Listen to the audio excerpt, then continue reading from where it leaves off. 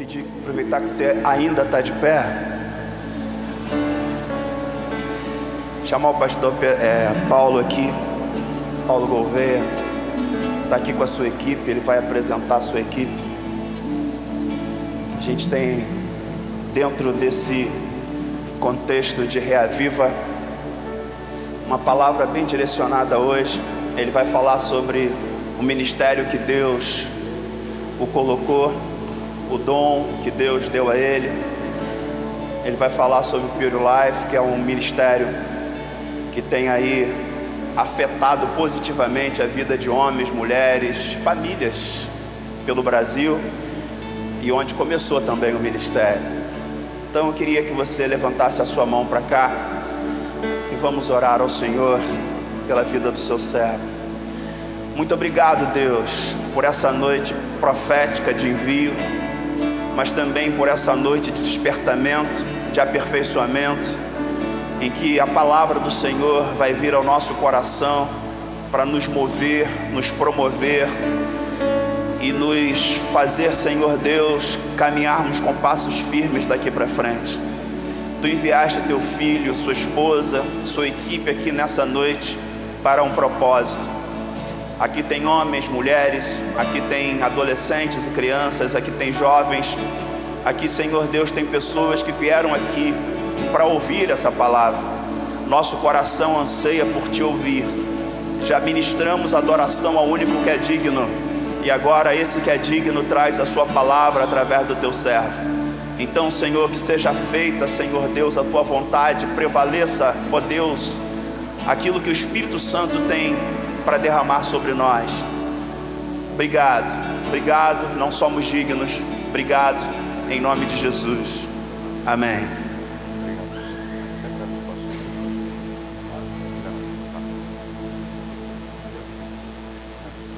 Esqueci, não sei se é seu.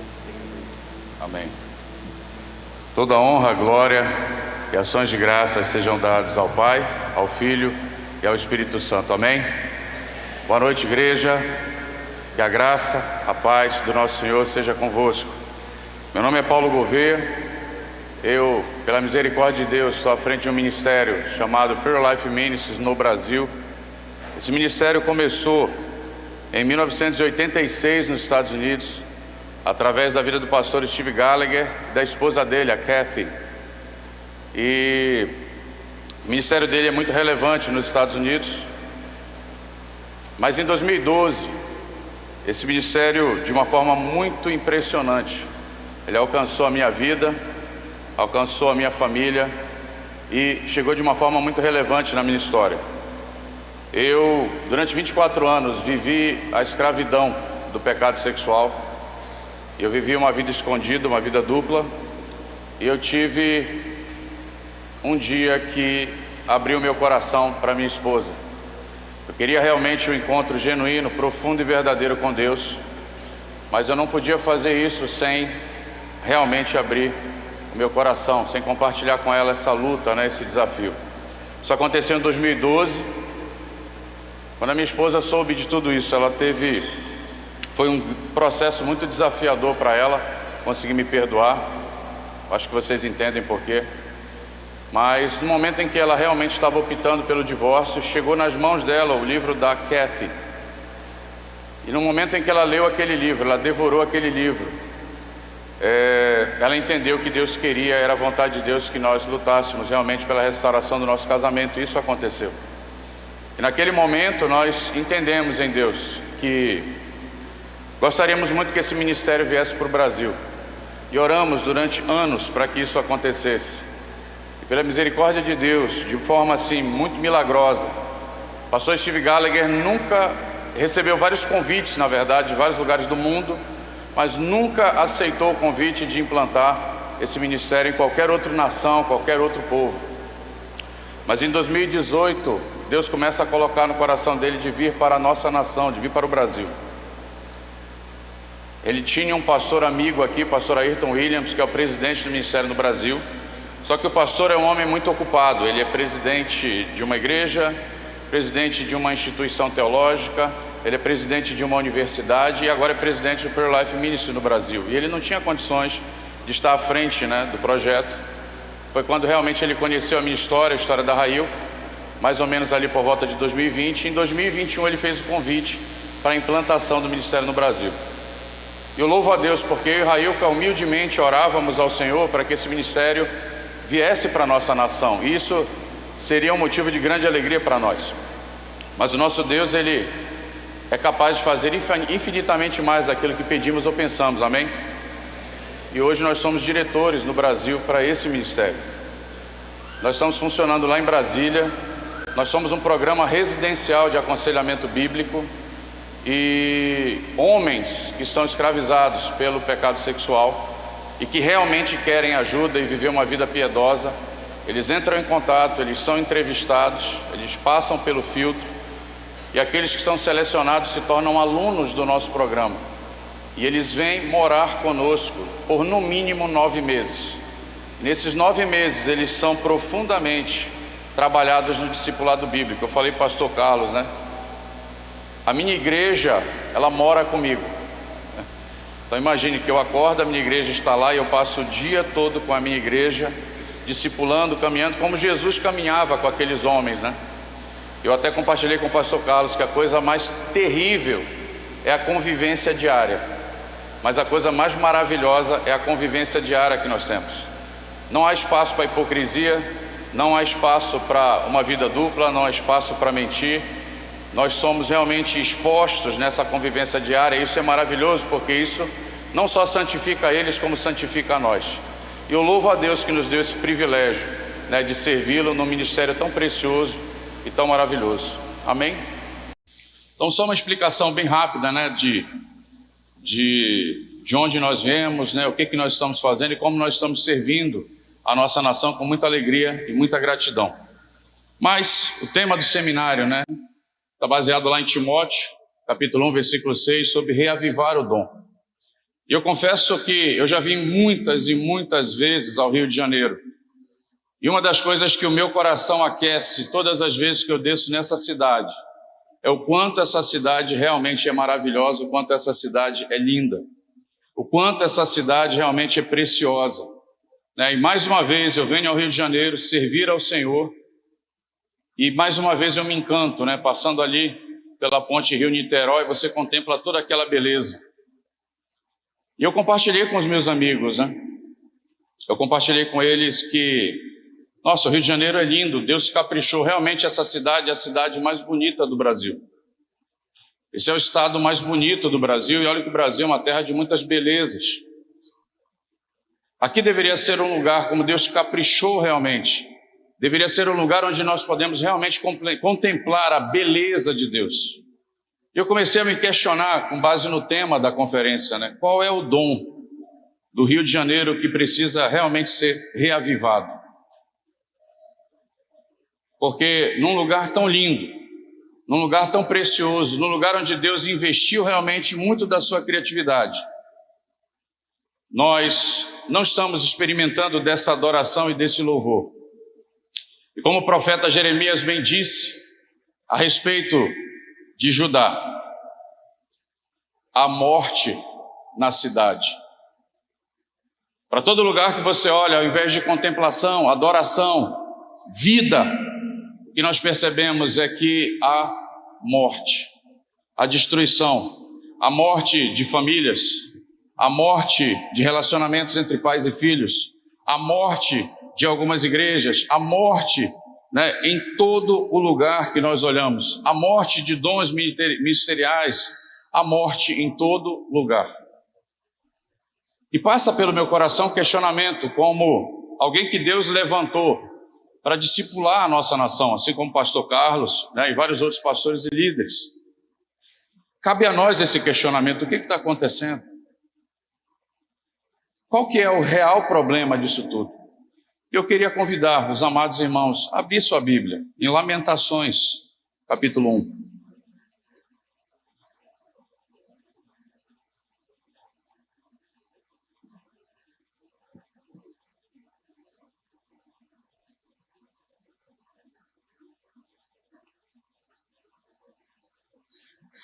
E eu gostaria de pedir algo à amada igreja. está sendo lida a palavra de Deus, né? O livro santo, o livro que revela a vontade do nosso Deus. E aqueles que podem, aqueles que conseguiram encontrar, eu gostaria de convidá-los a ficar de pé para que a gente possa fazer essa leitura em reverência ao nosso Deus. É muito interessante, né? Porque há um altar aqui. E é muito interessante porque esse altar, ele não está aqui por causa do pregador. Ele não está aqui por conta do grupo de louvor. O altar, ele é elevado, ele é a parte mais alta, mais elevada da igreja em destaque por conta da palavra de Deus, né? E a gente realmente precisa olhar com muito carinho, muita atenção, muita reverência. Amém? Eu vou fazer uma leitura breve, eu só quero ler 2 versículos, eu não vou fazer a exposição desse texto, mas eu só quero que vocês entendam o meu racional, o meu entendimento para esse tempo. A palavra de Deus, ela diz o seguinte: como jaz solitária a cidade que outrora populosa, tornou-se como viúva a que foi grande entre as nações, princesa entre as províncias, ficou sujeita a trabalhos forçados, chora amargamente, de noite, e as lágrimas lhe correm pelo rosto. Entre todos os seus amantes não tem quem a console. Todos os seus amigos a traíram e tornaram-se seus inimigos. Podeis assentar? Então, quando você faz uma reflexão realmente baseada em Jeremias, nos livros de Jeremias, você vai perceber o quanto o profeta lamentava com relação ao que havia acontecido com Judá, outrora cidade de Deus, outrora aquela que continha, né, o templo de Deus, local de adoração a Deus, né, local escolhido por Deus para ser contemplado e adorado. É muito interessante porque eu faço só uma simples comparação, um simples paralelo. A cidade do Rio de Janeiro foi capital, né, da nossa nação. Então você percebe, né, que há uma glória realmente para esse lugar, há um dom para esse lugar, há algo realmente precioso para essa cidade, há algo realmente precioso para esse povo, para essa nação. Mas o meu questionamento é que por que hoje, culturalmente, né, o Rio de Janeiro vive nessas circunstâncias e nesse ponto? E aí é o seguinte, existem várias explicações para o que está acontecendo. Várias explicações, várias visões para o que está acontecendo. Por exemplo, as terapias fundamentadas em uma cosmovisão humanista, elas têm uma visão determinista, química, ambiental ou psicológica. Eu não vou aprofundar nisso aqui, mas é uma forma de explicar o que está acontecendo. Existem outras linhas dentro do aconselhamento bíblico, que é o que eu trabalho, que dizem o seguinte: olha, as coisas estão acontecendo porque as pessoas querem que as coisas aconteçam. Mas dentro do nosso campo de pesquisa, dentro do que a gente tem estudado, a gente busca sempre na palavra de Deus a instrução sobre o que está acontecendo. E a resposta que vem, depois de muita reflexão, muita pesquisa e muito estudo, é que o capítulo 1 de Romanos, ele explica para nós o que está acontecendo. Quando você pega o capítulo 1 de Romanos, versículos 21 e 22, você vai perceber o seguinte: tendo conhecido a Deus, não o glorificaram como Deus. Antes se tornaram nulos em seu próprio entendimento. E quando você lê ali a partir desse versículo, você tem todo o desdobramento até o versículo 32, você percebe que, por conhecer a Deus e não glorificá-lo como Deus, várias questões morais, várias questões sociais, várias outras questões, elas se tornam realmente reais dentro da vida daquele povo, daquela nação. É interessante que quando você pega o contexto de Romanos, né, a dinâmica ali daquele livro, você vai perceber que Paulo, nesse trecho, ele está falando de Adão e Eva. Adão e Eva, num mundo sem pecado, num mundo sem influência do pecado, eles conheciam a Deus face a face. Mas ainda assim, o que aconteceu com Adão e Eva? Eles não glorificaram Deus. Eles não lhe deram glória, não lhe deram graças por tudo aquilo. Eles sabiam que Deus havia criado todas as coisas. Deus havia estabelecido todas as coisas. Mesmo com esse conhecimento, com esse entendimento, eles se tornaram o quê? Indesculpáveis. Eles tiveram a revelação que nós não tivemos. A parte que é invisível para mim e você hoje, ela era visível para eles naquele tempo. Mas eles ainda assim não glorificaram Deus como Deus. E aí houve uma série de desdobramentos que você vê. Então, isso me leva a responder a pergunta que eu fiz da seguinte forma: Paulo, por que nós estamos vivendo esse ambiente de crises morais, de grande violência, de morte em todo canto, de destruição? Hoje nós não podemos andar em liberdade com paz. Esse problema, segundo o apóstolo Paulo, ao expor ali o evangelho que ele pregava aos romanos, igreja que ele não fundou e igreja que ele não conhecia, ele expôs ali dizendo: esse problema começa com a questão doutrinária. Ele começa com a maneira como o evangelho está sendo pregado, a maneira como o evangelho está sendo ministrado. Irmãos, nesse momento, a partir do momento que a sã doutrina ela deixa de ser ministrada com fidelidade, nós vamos ter uma guerra de cosmovisões. Existe uma cosmovisão humanista, existe uma cosmovisão criacionista. Ambas, no campo científico, são tratadas como teorias. Ambas, tem o seu lado de defesa, o seu lado de ataque, e ali a questão do debate. E nessa guerra de cosmovisões, é muito importante que nós, como povo de Deus, possamos olhar, à luz das Escrituras, como ela se estabelece. Então, nós temos de um lado uma cosmovisão humanista. Qual é a base dessa cosmovisão? Ateísmo. Deus não existe. Qual é a base da cosmovisão criacionista? Tudo foi criado a partir de Deus. Inclusive, existe um conceito teológico chamado teorreferência. Deus era o que existia, não tendo nada para usar como referência, ele usou a quem? Para criar todas as coisas. Ele criou a si mesmo. Então, em todas as coisas criadas, Deus estabeleceu pontos e elementos para revelar o seu caráter e a sua natureza para cada um de nós. Olha que coisa linda. Então, nós temos duas bases aqui. Essas bases são diferentes. Essas bases estão afastadas. A cosmovisão evolucionista, ela diz o seguinte: a base é Deus não existe. Eles consideram somente o mundo material, aquilo que você pode ver, aquilo que você pode provar. É como se eles analisassem somente metade de uma laranja. E eles ignoram completamente um outro mundo. Nós, que somos espirituais e cristãos, sabemos que existe, que é o mundo espiritual. Então, qual é o caminho da cosmovisão evolucionista humanista? O caminho deles é o caminho do homem. Porque o homem passa a ser o centro ou Deus funcional dessa cosmovisão. Ela é toda voltada para compreender o coração do homem a partir dele mesmo, para explicar o homem em si mesmo, olhando para os seus sentimentos, olhando para os seus desejos, olhando para os seus pensamentos, olhando somente para o homem. Ele é o ponto de partida aqui. Então toda ela vai apontar para o caminho do homem. Essa cosmovisão, a partir de um Deus criador sobre todas as coisas e soberano de todas as coisas, ela tem um caminho. Qual é o caminho dela? É o caminho de Deus. É o caminho de Deus. Então, onde essa cosmovisão humanista ela vai levar o homem? Qual é o objetivo final dessa cosmovisão? A felicidade do homem. Tudo o que ela aponta, tudo o que ela explica, é tentando compreender o homem, seus dilemas, suas questões. E o alvo dela, que o homem seja feliz em tudo o que ele quiser, em tudo o que ele desejar.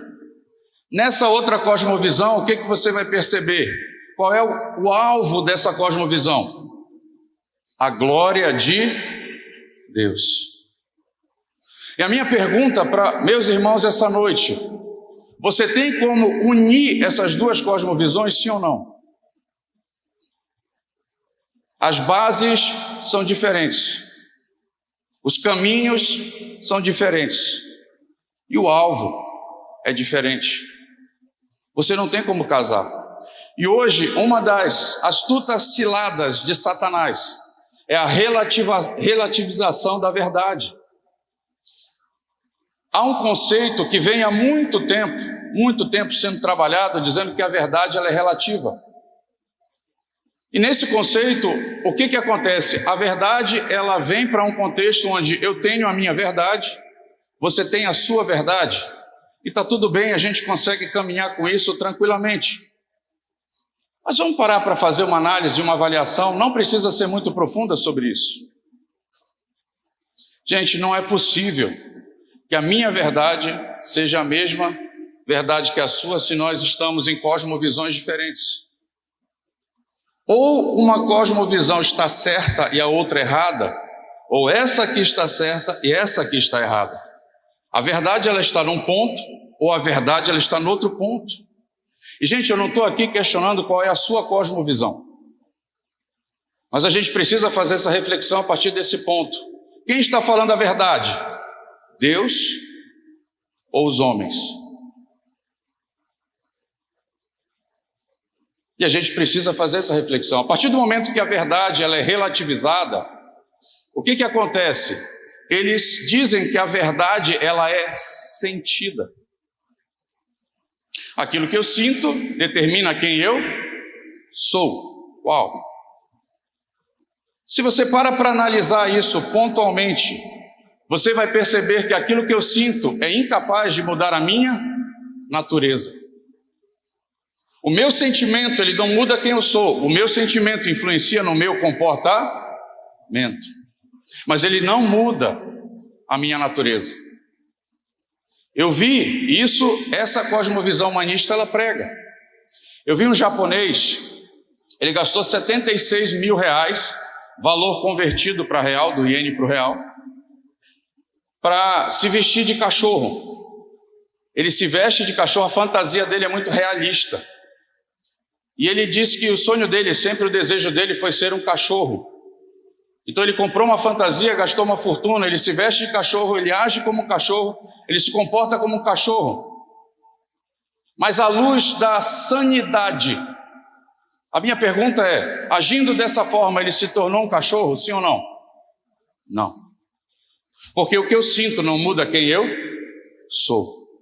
Então é mentira o que essa cosmovisão está falando. A verdade, gente, os conceitos relacionados à verdade, eles são absolutos. A verdade, ela é absoluta. E o nosso Deus, ele é um Deus de absolutos. E é muito importante nós observarmos aqui com qual das cosmovisões que nós estamos observando realmente o mundo. Aqui foi só um ponto, para trazer essa grande reflexão. Uma breve reflexão sobre essa dinâmica de cosmovisões. E hoje o que nós vemos é uma guerra de cosmovisões. Durante alguns anos, durante 24 anos, onde eu estava afundado no pecado sexual, eu proclamava que eu acreditava nessa cosmovisão humanista.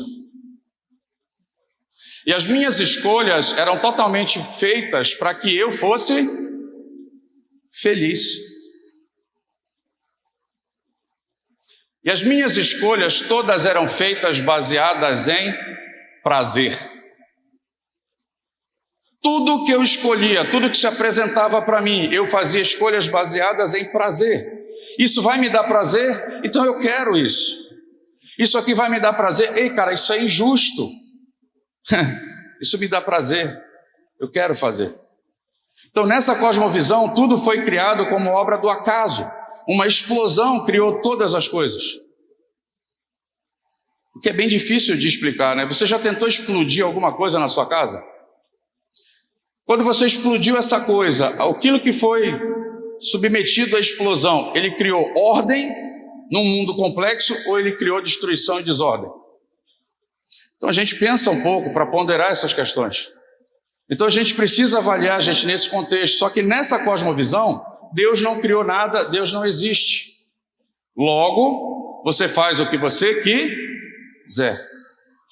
Você segue o seu coração. Você abraça aquilo que você quer fazer. Sabe por quê? Porque não existe moral. Não existe uma lei. Não existe alguém que no final vai vingar toda injustiça. Então você pode viver do jeito que você quiser, não tem problema. Agora, do outro lado, nós temos uma cosmovisão que diz o contrário. A Terra foi criada com uma referência. Como eu falei para vocês, conceito teológico, teorreferência. Deus usou a si mesmo para criar todas as coisas como referência. E a coroa da criação de Deus é quem? O homem, que foi feito à sua imagem e semelhança. Esse Deus que criou todas as coisas, ele criou todas as coisas com um propósito. Ele criou todas as coisas com um sentido. Ele criou todas as coisas com um direcionamento. Elas têm um início, elas têm um meio, elas têm um fim. E todas essas coisas, elas são dadas por Ele e elas apontam para Ele. Elas voltam para Ele. Então é muito interessante porque Deus, quando estabelece todas as coisas, Ele também estabelece uma lei moral. É muito interessante, irmãos, a gente entender essa cosmovisão que estabelece uma lei moral. E essa lei moral, ela está sendo revelada a todos nós a partir de onde? Das Sagradas Escrituras. E quando você pensa na lei moral de Deus, o que acontece? Deus olha para todas as coisas e Ele diz o seguinte: o que eu fiz é muito bom. Então Deus olha para toda a criação e Ele diz: isso aqui é bom. E isso aqui é abominável. Isso aqui é justo. Isso aqui é injusto. Isso aqui é verdade. Isso aqui é mentira. Isso aqui é vida. Isso aqui é morte. Vocês entenderam a dinâmica? E quando você pensa na ética moral de Deus, na lei moral de Deus, o que ela é? Gente, a lei, segundo a cosmovisão criacionista, segundo a palavra de Deus, a lei moral, a ética moral de Deus, ela é a lei que governa todo o universo. Ela é a lei fundamental de todo o universo. Então essa lei moral, ela estabelece um limite. Ela diz o seguinte: se você quiser viver com justiça, com vida, com liberdade, se você quer andar na luz, você vai respeitar essa lei moral e você vai viver do lado de cá. Agora, se você não entende que eu sou o Criador, se você não entende que eu criei todas as coisas, o que essa pessoa vai fazer? Segundo a cosmovisão humanista, ela vai ignorar essa lei moral. E ela vai viver muitas vezes onde? Do lado de lá. Mas o que a gente precisa entender, gente, é que Deus olhou para tudo que Ele criou e Ele disse o que é bom. E Ele quer que nós escolhamos aquilo que Ele chama de bom. E Ele quer que a gente tome muito cuidado e realmente se afaste daquilo que Ele não chama de bom. Porque Ele sabe que esse caminho é um caminho de morte, é um caminho de destruição. E sabe o que a lei moral de Deus é, gente? Ela representa o caráter do próprio Deus. Ignorar a lei moral de Deus não é só desprezar a Deus, mas é ignorar o seu caráter e quem Ele é. Ignorar a lei moral de Deus é olhar para essa lei e dizer: Deus, o que o Senhor chama de bom para mim não é suficiente. Ignorar a lei moral de Deus é dizer: Deus, eu não quero ser imagem e semelhança do Senhor. Eu quero buscar em mim mesmo a referência para a minha vida. E é muito interessante que Deus, de uma forma muito preciosa, de uma forma muito maravilhosa, Ele nos deu sentidos. Ele deu para mim e para você sentidos. Para quê? Para que nós desfrutássemos de toda a criação. E desfrutássemos disso com grande prazer e alegria. Mas qual que é o propósito real dos sentidos que Ele nos deu? Conhecer a Deus e desfrutar de um relacionamento profundo com Deus. E a lei moral, ela estabelece os limites para que as nossas escolhas não sejam feitas baseadas em prazer. E eu vou dar só um exemplo para os meus irmãos aqui que é muito importante. Imagine que você reconhece e vive segundo a cosmovisão criacionista. Você entendeu a lei moral como o próprio caráter de Deus. Você entendeu que aquilo que Deus chama de bom é bom para a sua vida e você tem contentamento nisso. Você faz essas escolhas para a sua vida. Sabe o que vai acontecer? Você vai usar os seus sentidos até os limites que Deus estabeleceu. Então, imagine um marido e uma esposa, casados, vivendo o seu desejo sexual e sua vida sexual, sua vida conjugal. Dentro de uma cosmovisão criacionista, o que vai acontecer? Esse marido está voltado para sua esposa. E os dois estão unidos, conectados um ao outro. E isso para a glória de quem? Para a glória de Deus. Agora, quando você não considera essa dinâmica e essa lei moral, o que vai acontecer? Você vai ser guiado pelo aquilo que você deseja. Você vai fazer escolhas baseadas em prazer. Então, olha só. As pessoas meramente vão ser objetos dentro da sua mão. E você vai seguir a lei do seu coração. Quando um homem e uma mulher fazem escolhas baseadas em prazer, o que vai acontecer? A lei do coração deles é aquilo que eles desejam. Então imagine esse cenário aqui. Essa pessoa olha, por exemplo, para uma mulher casada. E ele diz o seguinte: nossa, que mulher bonita, vou me aproximar dela. Aí vem alguém e diz: ei cara, essa mulher é casada. E esse homem que só escolhe baseado em prazer, ele vai dizer: e daí, isso me dá prazer? Olha cara, que criança bonita. Ei cara, você é maluco, isso aqui é uma criança, não faça isso não. Isso aqui me dá prazer, então eu vou fazer. Vocês entenderam aqui?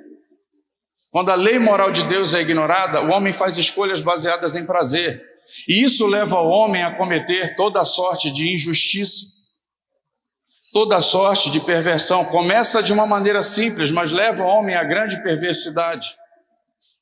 E é importante nós fazermos essa reflexão. E biblicamente falando, eu queria muito que a minha esposa falasse nos últimos minutos, só rapidamente, uma palavra rápida para a igreja, mas eu preciso trabalhar com vocês só um conceito aqui. Quem puder, abra sua Bíblia em Gênesis capítulo 2. Eu vou fazer uma leitura muito rápida aqui.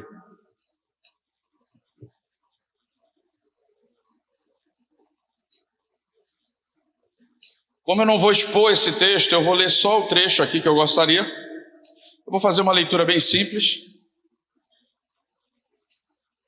Ela diz o seguinte, versículo 21. Então o Senhor Deus fez cair um pesado sono sobre o homem, e este adormeceu. Tirou-lhe uma das costelas e fechou o lugar com carne. Gente, a palavra no hebraico não é costela. Tá? Essa tradução costela é errada. Deus não tirou a costela de Adão, ele tirou uma parte da lateral de Adão. Mas não dá tempo de explicar.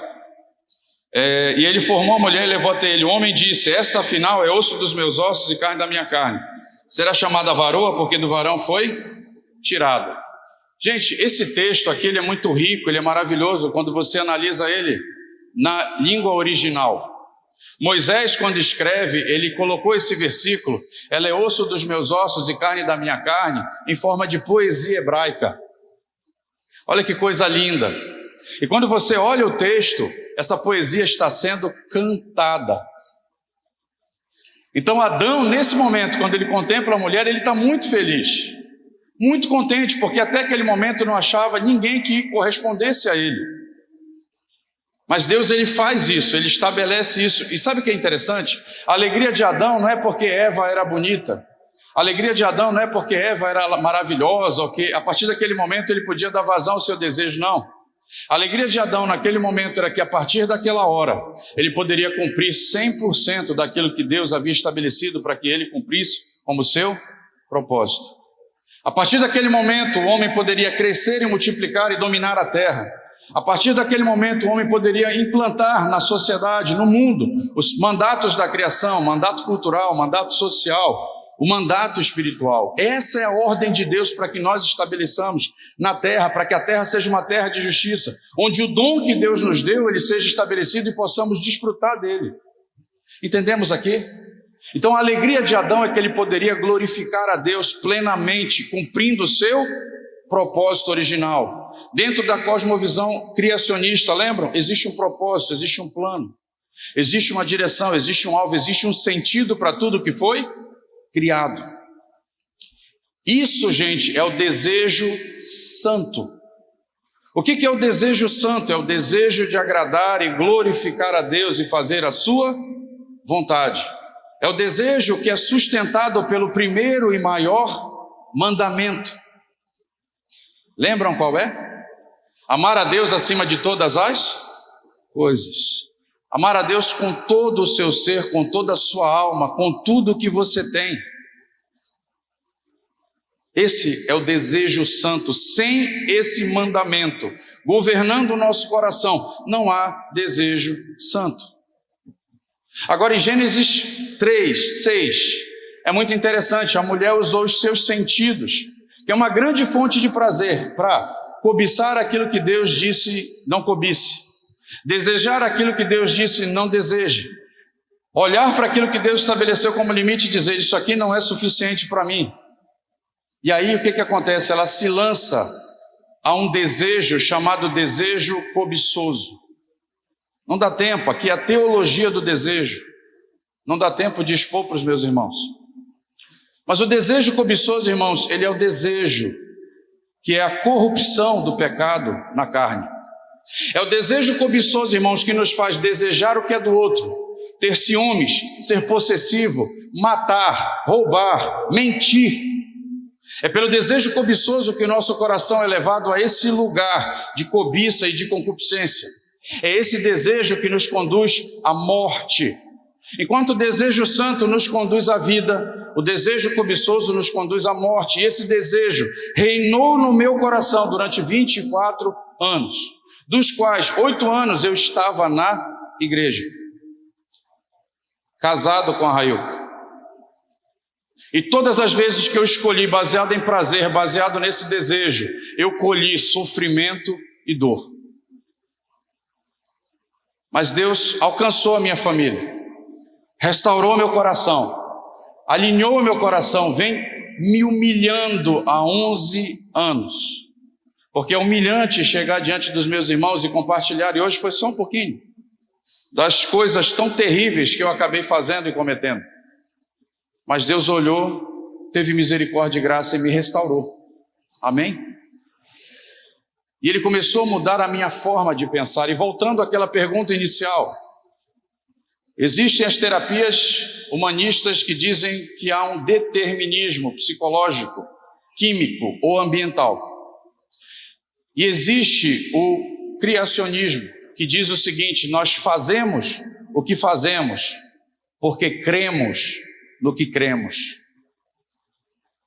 Então eu precisei passar por um processo de renovação da minha mente, onde a palavra de Deus iluminou meu coração naquilo que eu cria como verdade, que na verdade era mentira. E o meu coração foi sendo iluminado a partir da doutrina correta, da explicação, da exposição correta da palavra. E o que aconteceu? Meu coração foi iluminado, de fé em fé, de glória em glória. Ainda sou um miserável pecador. Eu preciso muito todos os dias da graça de Deus, mas eu não sou mais aquele homem terrível lá de trás. E a cada dia Deus vem trabalhando o meu coração, me rendendo em adoração a Ele, renovando meu pensamento. E a cada dia eu venho experimentando a sua boa, perfeita e agradável vontade. E eis um que foi um abusador. E nesses poucos minutos que nos restam, no máximo 5, no máximo 10 minutos para não estourar o tempo, vocês vão ouvir aquela que foi vítima daquele homem que só fazia escolhas baseadas em prazer. E como Deus, de uma forma maravilhosa, fez com que ela lidasse com a justiça própria dela e também restaurasse seu coração. E hoje nós vivemos uma vida para a glória de Deus. Nós vivemos uma vida onde Ele tem prazer em nós e naquilo que nós fazemos. Amém? Graça e paz, igreja. É muito interessante que o Paulo começou lendo aqui para vocês os primeiros versículos de Lamentações de Jeremias. E o contexto de Lamentações de Jeremias era justamente correção de Deus sobre o seu povo, porque o seu povo havia esquecido a lei moral de Deus, não é verdade? E ele acabou de falar que depois de se converter ao Senhor, enquanto ele não conseguiu vencer o seu pecado, ele só trouxe para si sofrimento e dor. Sabe por quê? Porque Deus corrige o filho que ele ama. Porque ele é filho. Amém? E assim Deus estava corrigindo Israel naquele tempo, quando eles estavam começando a ir para o exílio da Babilônia.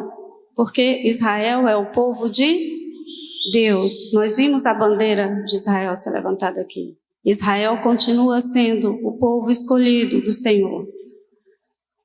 E para a glória de Deus, nós também, como nação brasileira, nós também, todos os povos, através de Jesus Cristo, nós também podemos fazer parte desse Israel de Deus.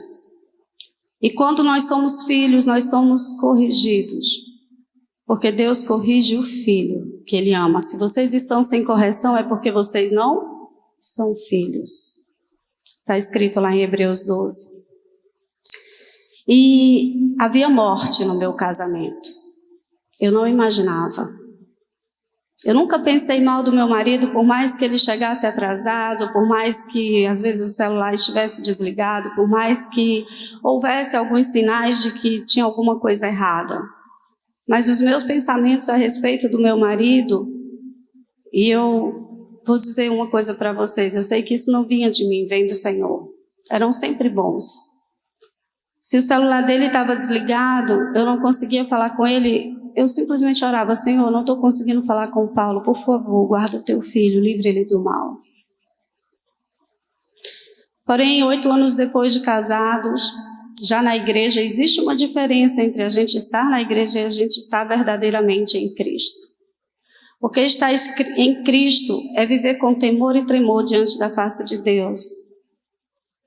É a gente saber que todo dia, como diz a canção, o pecado vem, mas nós escolhemos Deus. A gente vê pessoas como José, Noé, Jó, Daniel. Eles estavam no meio de gerações pagãs, no meio de povos perversos, mas eles escolheram permanecer justos, fiéis e tementes ao Senhor. Hebreus 13:4 vai dizer o seguinte: honrado entre todos seja o matrimônio e o leito conjugal conservado puro, porque Deus julgará os imorais e os adúlteros. Sim, esse texto está no Novo Testamento, não está no Antigo Testamento.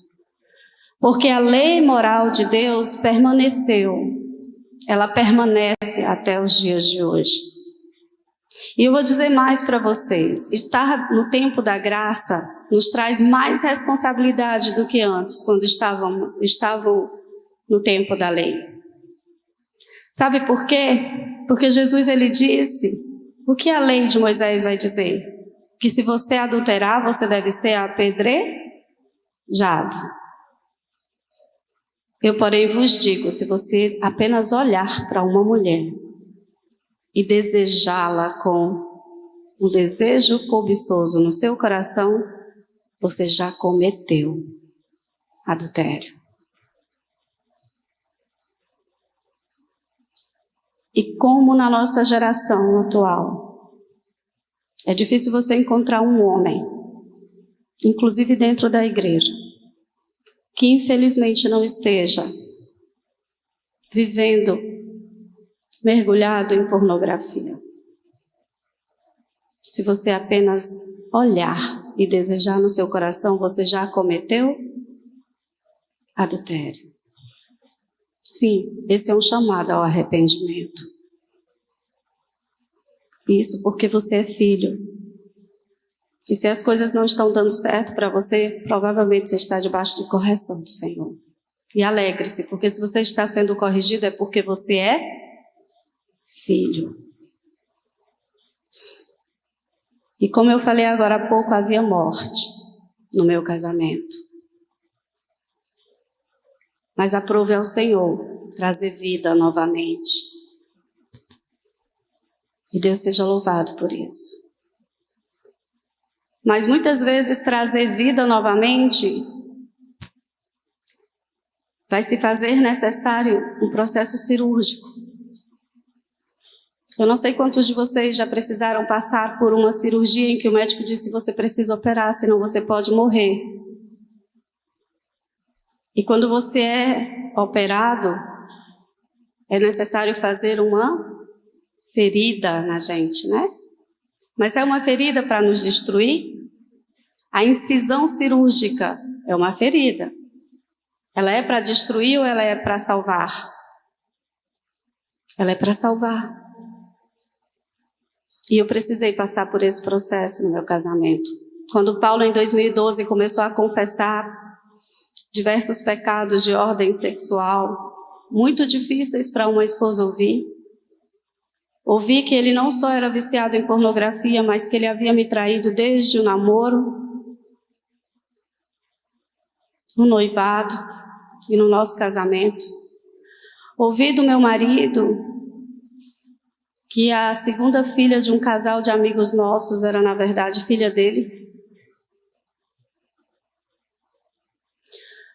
Ouvi do meu marido que ele quase abusou sexualmente da nossa primeira filha. Não foi nada fácil. Eu queria matar ou morrer, mas eu não queria mais esse casamento. Mas o Senhor me disse: aquietai-vos e sabei que eu sou Deus. Sou eu que estou operando em vocês. E eu precisei ir para uma mesa de cirurgia. Porque quando a gente,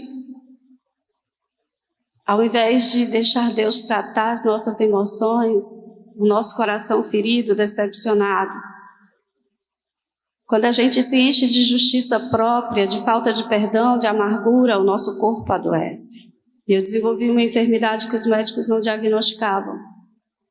Até que eu fui operada num domingo à noite, de urgência. E eu tive um cisto roto no meu ovário. E ele estourou. E eu acordei na segunda-feira pela manhã com uma sutura de cima do meu umbigo até a pelve. Foi necessário abrir o meu abdômen, lavar os meus órgãos, tirar meu ovário e a trompa esquerda e fechar tudo de novo. E quando eu acordei na segunda-feira que eu vi aquela sutura, eu disse: Senhor, depois de tudo que eu estou passando, no meu casamento, o Senhor ainda me permite isso. E docemente Ele me disse: filha, quem fez essa ferida em você? Eu falei: foi um médico. E ele fez isso para te destruir ou para te curar? E eu disse: Senhor, foi para me curar. Foi isso que eu fiz no seu casamento. Eu gostaria que vocês abrissem em Jó 5, versículos 17 e 18.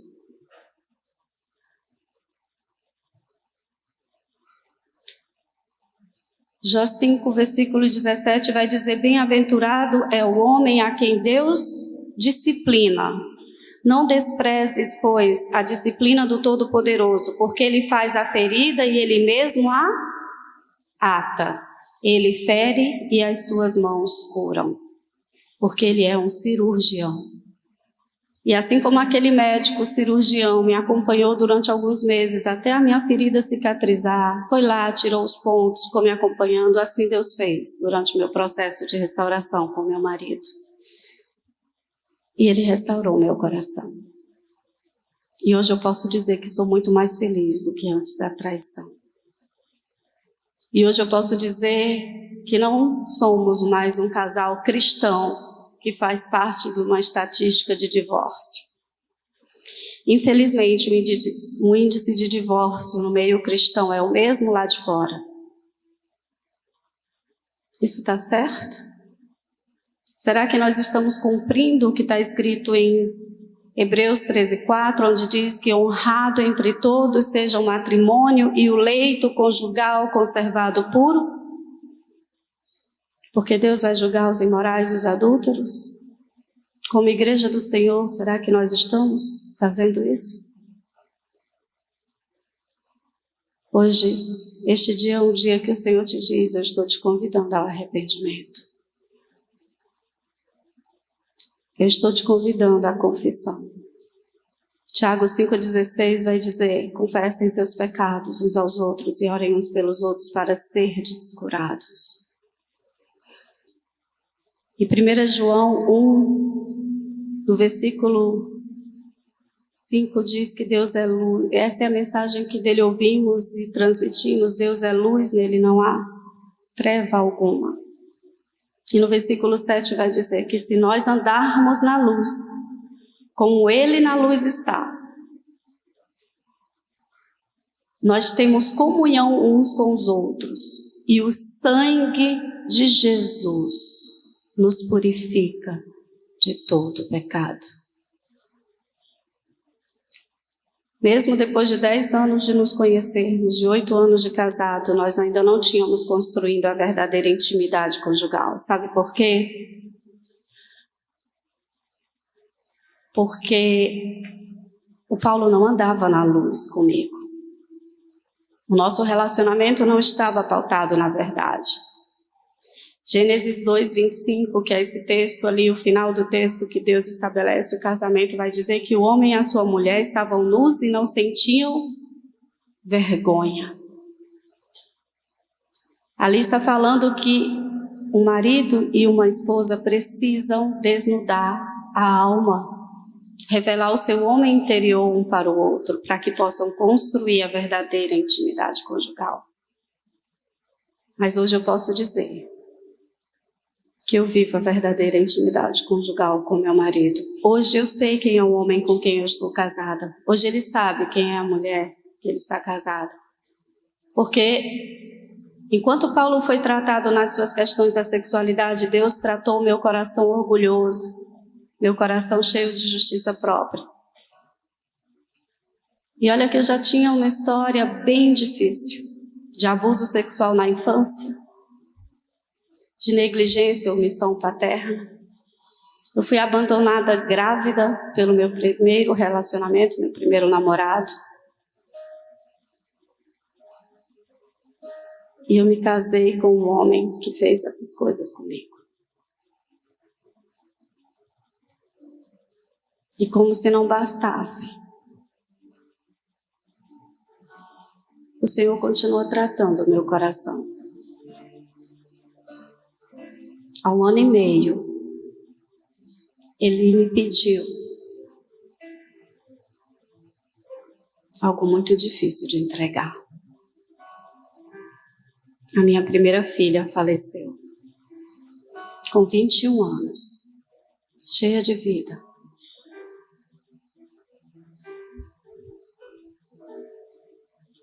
E eu estou falando isso para você porque Deus também está te dizendo, eu estou te convidando, eu estou te fazendo um chamado ao arrependimento, mas eu também estou te convidando, eu estou te chamando a confiar em mim, independentemente das circunstâncias. Porque muitas vezes a gente olha para os nossos problemas e a gente acredita que acabou. Mas eu quero dizer para você que nós servimos a um Deus que até para a morte tem solução. Aquele que crê em mim, ainda que morra, viverá. Amém, queridos? Não é fácil continuar, mas o Senhor te diz hoje, continue, confie em mim. Venha para os pés da cruz.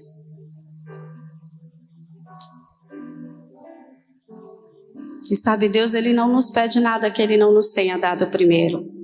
Quando eu comecei a questionar o meu Senhor de por que Ele levou a minha filha, de por que eu tinha passado por tudo que eu tinha passado, por que eu continuava passando, Deus me disse, filha, antes de pedir sua filha, eu te dei o meu filho para que você, a sua filha, a sua casa fosse salva. Ele nos deu o seu filho para que nós possamos ser restaurados de toda e qualquer ferida que esse mundo possa fazer em nós. E se necessário for, Ele vai nos ferir de novo, mas a ferida que Deus faz é uma ferida cirúrgica para nos curar. Eu não entendo o que Deus faz, mas vale a pena. Eu sei que vale a pena confiar nele, porque Ele pode todas as coisas. Amém? Fiquem de pé. Vamos orar.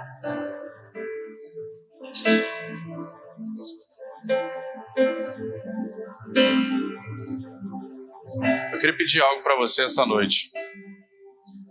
Se você gostaria de interceder pela vida de alguém, interceder pela vida de alguém que você ama muito, para que essa justiça de Deus ilumine o coração dessa pessoa, eu queria te convidar para vir à frente, para que nós pudéssemos fazer essa oração e louvar ao Senhor pedindo a sua intervenção. Amém? E se você que acolheu essa palavra com alegria no coração, que precisa realmente entregar a Deus algo essa noite, também vem à frente. É interessante que nós estamos chamando 2 contextos, porque nosso objetivo não é expor ninguém. Então ninguém vai saber por que você veio à frente. Mas se você tiver um profundo arrependimento no seu coração e quer confessar isso diretamente para Deus, vem à frente. Mas se você também quer interceder por alguém, vem à frente.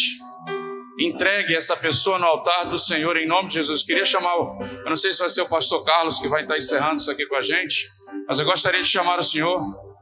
Eu e Raiuca vamos começar a oração e vamos entregar para o Senhor como autoridade sobre essa igreja, como anjo dessa igreja, para que o Senhor libere essa bênção sobre o povo que o Senhor confiou ao Senhor.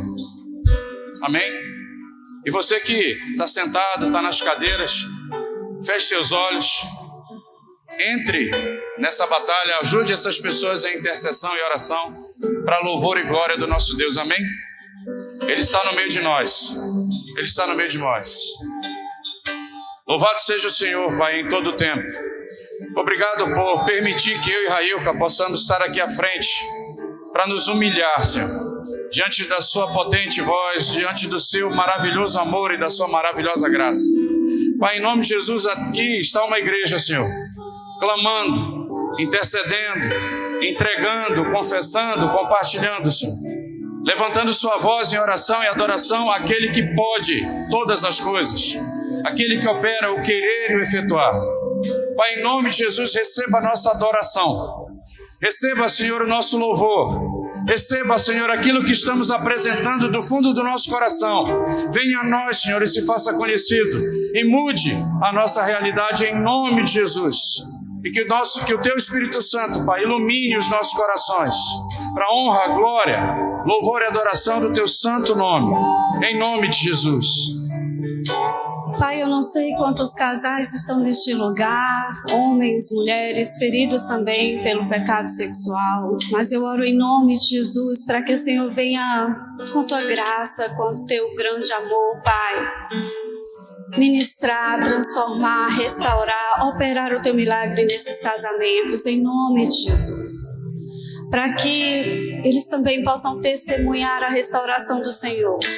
Pai, eu também não sei quantos pais ou filhos estão chorando pela perda de seus pais ou de seus filhos, mas eu quero pedir o consolo, Pai, que o Senhor tem trazido a mim, que esse mesmo consolo venha, Senhor, sobre eles, o bálsamo do Consolador, do Teu Espírito Santo Consolador, nos trazendo, nos fazendo confiar em Ti, independentemente das circunstâncias, no Seu grande amor por nós.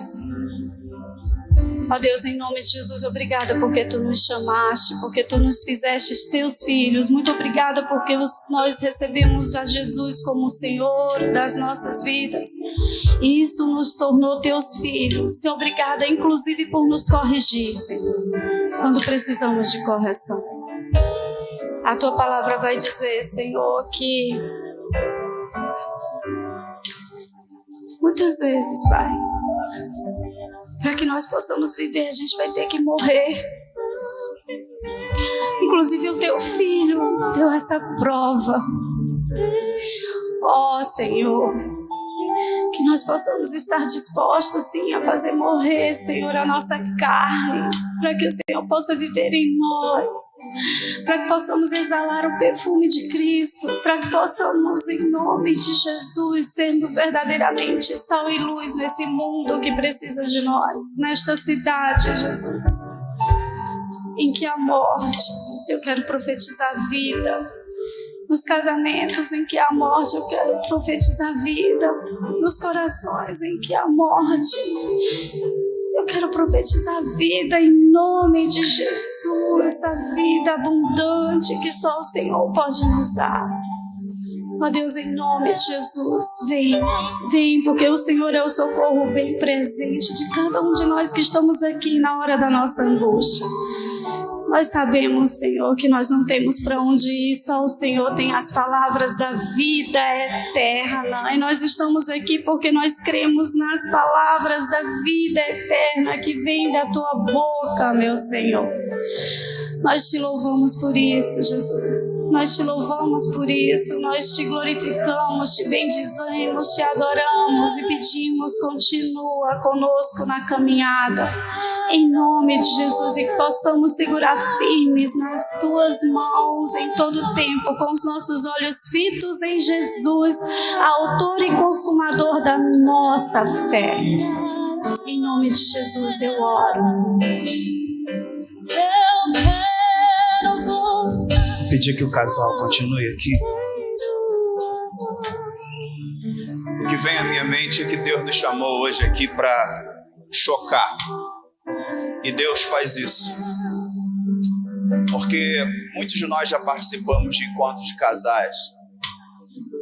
Tem o seu lugar na medida que fala, que trata, que faz ajustes e que ao mesmo tempo propõe uma mudança. Mas dificilmente num encontro de casais a gente vai ouvir um testemunho tão verdadeiro, tão sincero, tão honesto. Então choca na medida que é verdade. Choca na medida que poucas vezes você ouve alguém falando de um pecado tão abertamente, porque a gente tem dificuldade de falar sobre isso abertamente. Eu lembro que num encontro de pastor, de líderes do DNA, falando sobre células aqui, o pastor de Copacabana, da Igreja Batista de Copacabana, muito querido, ele falou da sua condição de pornografia no passado e de como Deus então trouxe cura para ele. Falar isso publicamente choca, mas ao mesmo tempo mostra a dignidade de pessoas que querem realmente mudança. Porque hoje, com a facilidade que eu e você temos de ter acesso ao que antes era vedado para menores de 18 anos, que nas bancas de jornal ficavam tapados, encobertos, hoje adolescentes, crianças, se não vigiadas, podem ter acesso a esse material. E aqueles que já têm o vício, e aqueles que já têm esse problema nessa área, isso é um jugo muito forte, muito pesado. E nós não estamos falando do lado de fora, estamos falando do lado de dentro. Então essa é uma noite para chocar. É o Deus que faz a ferida e cura, mas um Deus também que diz que aquele que confessa o seu pecado e deixa, alcançará misericórdia. Então você vai para casa hoje chocado, mas ao mesmo tempo pensando. Um celularzinho, sites, canais privados, mas que para você não são. E aí é um tempo de você dizer: eu sou servo de Deus ou sou servo da pornografia? Eu sou servo de Deus, eu quero ser honesto com Deus e honesto comigo mesmo, ou eu quero continuar vivendo essa vida que é um jugo e um fardo pesado demais? Eu queria que vocês ainda orassem, mas agora, pedindo a todos os casais que viessem à frente, se você é um cônjuge e já está aqui à frente, fica aqui. Se você está aí no banco, seu marido ou sua esposa está lá no banco, vem aqui à frente. Mas que todos os casais viessem aqui à frente. Nós queremos receber ministração de vocês também. Queremos que esse reavivamento ele não seja apenas na vida pessoal, mas seja um reavivamento que também tem a ver com os casais e com a família. E isso afeta diretamente a igreja. Vou abrir até uma exceção aqui, não sei se posso chamar de exceção, mas se você é namorado, namorada, noivo, noiva, também pode vir aqui com seu par para a gente poder orar. Porque é possível que esteja havendo aí dentro do seu relacionamento de não casado ainda algum tipo de permissividade, contrariando, como já foi dito, a lei moral de Deus. Então eu peço que você venha, por favor, querido, chegue um pouco mais à frente aqui, para que outros irmãos possam chegar também mais à frente. É um tempo de oração. Se você é casal, ficou no banco, peço a você que venha aqui à frente, para a gente ter esse tempo de oração, de intercessão. Isso vai afetar diretamente a vida da igreja. Quantos creem nisso? Isso vai afetar diretamente num tempo de mudança, num tempo de transformação, num tempo de restauração, num tempo em que a base sendo sólida, o fundamento sendo sólido, então a igreja terá autoridade para poder continuar e caminhar e ser igreja que representa o reino de Deus aqui na terra. Pastor. Amém. Segura na mão da sua esposa, do seu esposo. Feche seus olhos, curve sua cabeça em adoração ao Senhor. Nós vamos orar. Pai, louvado seja o Senhor entre todos. Bendito és tu, Senhor. Bendito és tu. Os teus planos são perfeitos. O Senhor criou o casamento. E o casamento, Senhor, é a cura de uma sociedade. O casamento, Senhor, é digno entre todos, segundo a tua vontade. O casamento, Pai, é a maior ferramenta de santificação e tratamento que o Senhor criou e estabeleceu para que o nosso caráter fosse tratado e santificado. O casamento, Senhor, é a maior ferramenta de discipulado e ministração na vida dos nossos filhos. Então, Senhor, honrado entre todos seja o matrimônio. Em cada coração, em cada família desta igreja, em cada lugar onde essa palavra está sendo pregada e ministrada em louvor e adoração ao Senhor. Pai, revista cada marido da autoridade que vem do teu Filho, Cristo Jesus. Nos dê humildade, Pai, quebrantamento e pobreza de espírito, para que Cristo lidere a cada um de nós, nos instrua, nos pastoreie o coração, para que possamos pastorear as nossas esposas e os nossos filhos. Em nome de Jesus, que Cristo, Pai, seja o nosso alvo e que possamos nos sujeitar em amor, em louvor e adoração ao Senhor, através de Cristo Jesus, em nome de Jesus. Que os nossos filhos olhem para nós e vejam o caráter de Cristo. Que haja uma disposição genuína no coração de cada marido a morrer, se preciso for, por sua esposa e por seus filhos. Pai, isso só é possível por obra do Teu Espírito Santo. Então venha a nós, Pai, com a permissão do pastor dessa igreja, aquele que o Senhor confiou este rebanho. Pai, em nome de Jesus, vem Espírito Santo, sobre cada casa, sobre cada lar, sobre cada filho, sobre cada um deles, Senhor, em nome de Jesus, estabeleça a paz em cada um desses lares, em cada um desses casamentos. Nós chamamos vida e vida abundante no Senhor, para cada uma dessas famílias, em nome de Jesus. Fortaleça-os, encoraje-os, que eles sejam perseverantes. A tua palavra diz que toda tribulação, ela produz perseverança. A palavra para perseverança em Tiago é hipomone. Hipomone quer dizer uma paciência triunfadora. Que cada um deles tenha essa paciência que conduz à vitória. Paciência para interceder pelos filhos. Paciência para interceder pelo cônjuge. Paciência para interceder por essa cidade, por essa igreja. Pai, coloque em nossos corações, Pai. Coloca em nossos corações essa paciência triunfadora. Em nome de Jesus, Pai. Em nome de Jesus e em nome de Jesus. Pai, eu oro por avivamento, Senhor, em cada casamento, em cada relacionamento aqui, Senhor. E nós sabemos que o verdadeiro avivamento, Pai, envolve confissão de pecados, envolve quebrantamento de coração.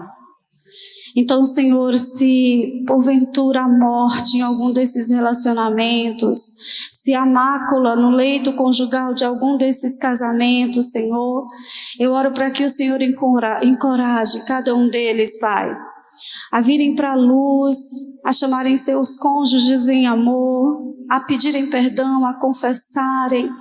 Ó Deus, eu oro para que a esposa, o marido ferido, sejam cheios da Tua graça e da Tua misericórdia para entender que o Senhor está fazendo não é abrindo uma ferida para destruí-los, mas para curá-los, para purificar o seu leito conjugal, para que eles possam experimentar desse avivamento, desse renovo que vem do Senhor, que só o Senhor pode trazer.